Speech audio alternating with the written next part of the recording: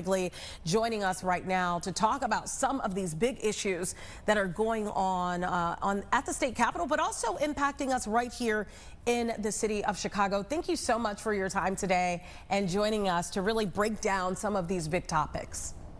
I appreciate it. Glad to be back. Let's talk about this. I know last week you held a press conference. This was a day after the daycare teacher was removed from the facility by ICE. The video was absolutely shocking. It went viral. Everyone is still talking about it. There's been reports that Greg Bavino is leaving Chicago soon. We know he's been heading up these operations here in Chicago. He says he's not leaving. What do you have to say about ICE's presence here in the city of Chicago?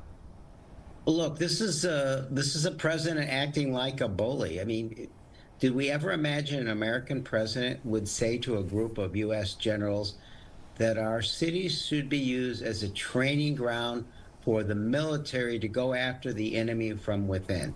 I'm not sure what he meant by the enemy from within, but I'm starting to think it starts with people with brown skin.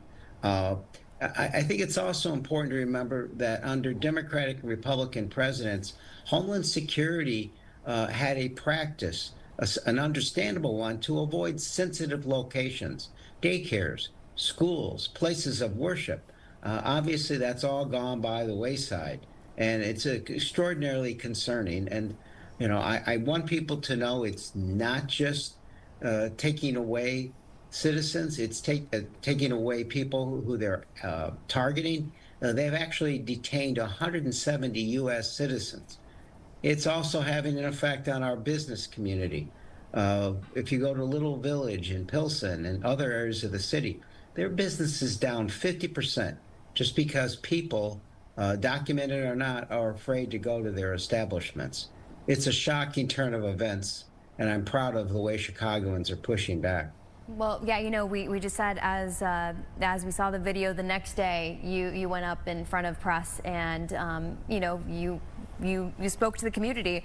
It was pretty quick, right? And it seems like a lot of stuff was going on. But was it that shocking video that compelled you to say, you know what, this is the last straw, I need to say something? Well, I have been across the city in the weeks that ICE has been operating. I was at Bethany, a shelter for women, where women are afraid to take their kids to daycare so they can go to work. I was at the domestic violence courthouse, where the advocates told me that when ICE went there, from then on, women were afraid to go back and get orders of protection. And I've had to help walk kids to school, the walking school bus, because parents can't do it. We've heard from neighbors who said that their neighbors' kids came to them because they came home and their parents weren't there. Well, finally, we have a 16-year-old young lady who's a cancer patient, and she's in a wheelchair. Her father was taken because he was working an extra day to help pay her medical bills. This is shocking stuff. So I think the reason I did it, and it was the day of the raid on the daycare, is just because it's the culmination of all this. And I think Chicagoans get it, but we wanted to express to a larger audience just what's going on and what they can do. I want to ask, is there anything going on behind the scenes on a federal and state level? And follow me with this. And I ask this question because as of right now, we know that people are being detained, right? But we don't know the true numbers. In some cases, we don't even know where these people are being shipped off to. At one point, we were told that this would be, you know, the rounding up of the worst of the worst. Well, in some cases, these people are just trying to make sure their paperwork is in place so they can become a U.S. citizen, which we know can be a daunting task and a very long process. Is there any work going on behind the scenes to figure out who's being detained, where they're going, what the numbers reflect, the truth? Because so far, these numbers aren't always reflecting truth. No, look, the federal court said that the government has misled them, has lied to them. They're in violation of a consent decree with the indiscriminate use of tear gas, with warrantless searches on private property, coming to a scene with blank search warrants. So the government's credibility is shot. And unfortunately, It's worse than that. My office has been unsuccessful in many of these cases, just trying to help the families find where their relatives are. The attorneys are doing the same thing. The administration has been opaque on this, and they haven't been forthright. They have deliberately lied about where people are and moved them around so we can't find them. What's happening, in D.C. is we're just now getting back to work, but there is legislation that'll be proposed. Protect Sensitive Locations Act is just one of them that I'm supporting. That'll, prohibit the enforcement actions taking place in the places that we talked about. I think there'll be opportunities in the future to hold those in violation of law accountable for what's taking place. But right now, it's letting the public know and working as hard as we can in my office and others my other colleagues on this, just to help people know their rights and protect others in the meantime. One more question just with this topic. Tia mentioned Bovino and the report that, he could potentially be leaving Chicago soon. He said that he's not. I guess, what do you think about the possibility of him leaving? Do you have any response to that? It really would mean that he's probably going somewhere else, right? Yeah, look, we're hearing the rumors too, but again, this is an administration that's notifying Congress, particularly Democrats, of anything. So they didn't confer with the state or local officials when they talked about bringing the National Guard here. They certainly haven't with ICE operations. So I'm not sure what they're going to do, if they're going to tone it down for the winter, go someplace else. We're hearing they're going to quadruple the effort later on. They're simply not sharing for that. So for me to guess what they're going to do is just to speculate. In the meantime, I'm hoping that this continued public response to this, reflected in larger issues, I think, in the election of the Tuesday before, is showing a lack of public support for what the president is doing. We do want to talk to you about the government shutdown potentially coming to an end. We do have to take a quick break. We want to talk about that important topic with you. Please don't go anywhere, and our audience, don't go anywhere either. We'll take this quick break and we'll be right back. About a lot of things going on with our government impacting us here locally as well, here in the state of Illinois. One of those things that has definitely impacted us, the government shutdown, the longest in history. It sounds like it is coming to an end. Some people are not happy about this. They feel like the Democrats should have pressed a little bit longer. I want to get your opinion on this. This is a 43-day win, it sounds like, for the Democrats to secure. I know they were trying to secure extending health care subsidies for millions of Americans. What's the benefit of this deal that is potentially reached here? Look, I think the frustration here is that there was a deal before, and Trump and our Republican colleagues reneged on it. The president also refused to enforce existing laws and how we spend our money. So fool me once, shame on you. Fool me twice, it's going to be our silliness of going along with this deal, unfortunately, and the 8 that decide to vote for it. I would say the other part of this is, as you suggest, that for 24 million Americans, their health insurance premiums are going to double. When the Medicaid cuts take place, you're going to add tens of millions of more Americans. There was something to be done there. There was a deal to be made there. And I think, again, the last Tuesday's election showed us that I think the American people disagreed with the president, that there was no need to give in at this point. Look, we want the government shutdown to end, but the Republicans are in control of the House, the Senate, and the White House. This is their shutdown. If they wanted our help, it was to restore cuts to Americans and affordability of health care at a time when it's most essential. And that was a fight worth doing. What happens in January when this bill expires? Will we be going through this all over again? Well, look, there's the possibility of this. There would be a partial shutdown, but absolutely. In the meantime, all that they really got out of this deal, other than the promise that they wouldn't fire the people they fired, that they would keep those people on, and that people would get their money who were furloughed. And I want air travel to get back to normal. I want all the other things that matter. But we've done nothing to guarantee that we're not going to be in the same boat in January.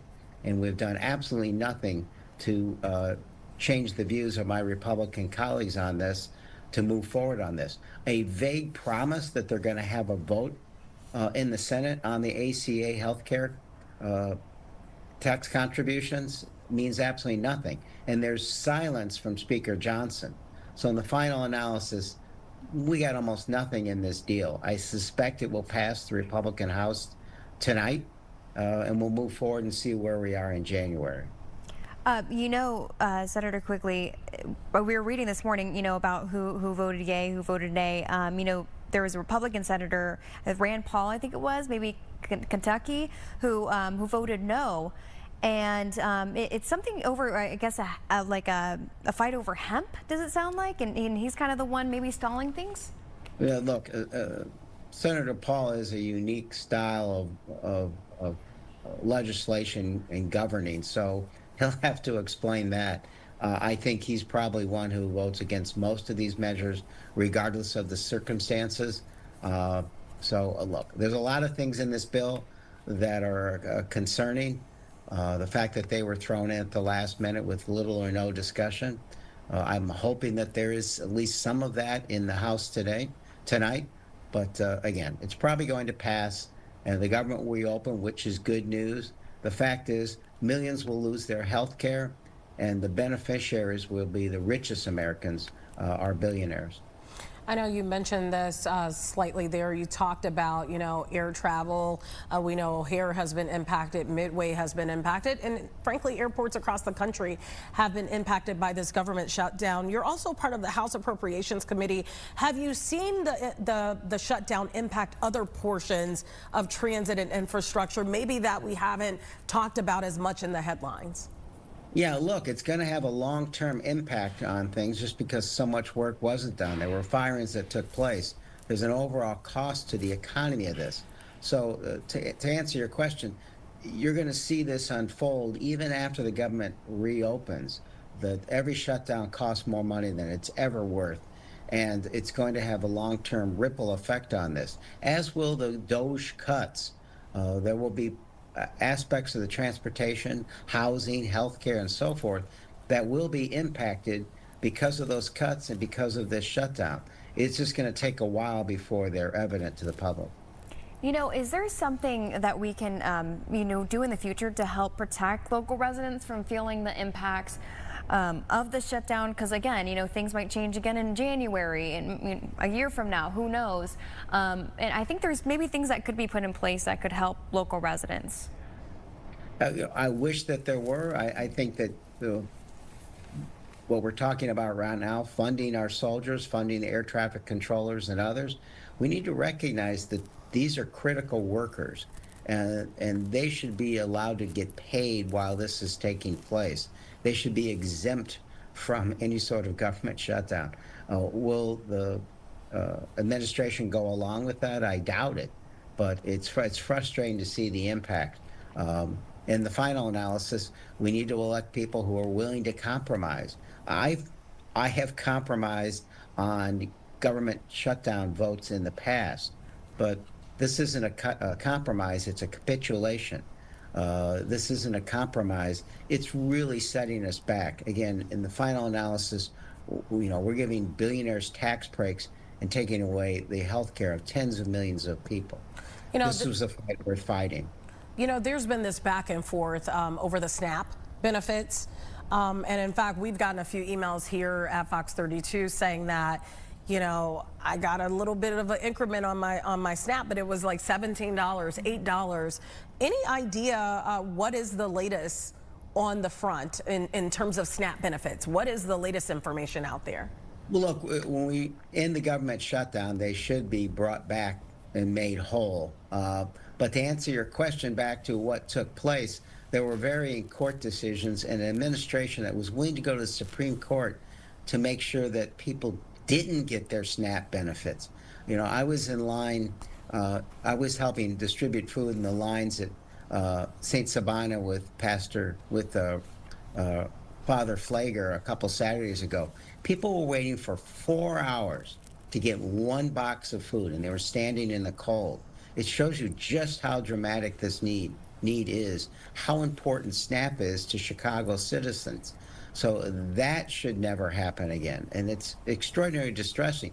While this was happening, while people were going without, people were not getting full meals, the President of the United States was holding a party, right? A great Gatsby type party, sort of flaunting this.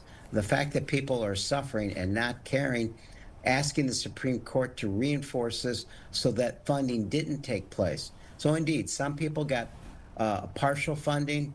They should have got funding throughout the entire measure. And that's what the rulings in the court, I think, we're leaning toward. We haven't seen what the Supreme Court was going to do, and the shutdown will probably end that effort. What's your message to your constituents, considering that it sounds like even going into the new year, we may be in for a bumpy road here? What will be your message to people out there watching that at some point, you know, I think some of us feel helpless. We're watching all of this play out. Sure, we can get in a food line and help, you know, serve our neighbors, you know, make sure that they have food on the table. But in some cases, it's not much you can do. You know, if your SNAP benefits don't show up, it's not like you could go knock on the president's door and get those benefits to start rolling in.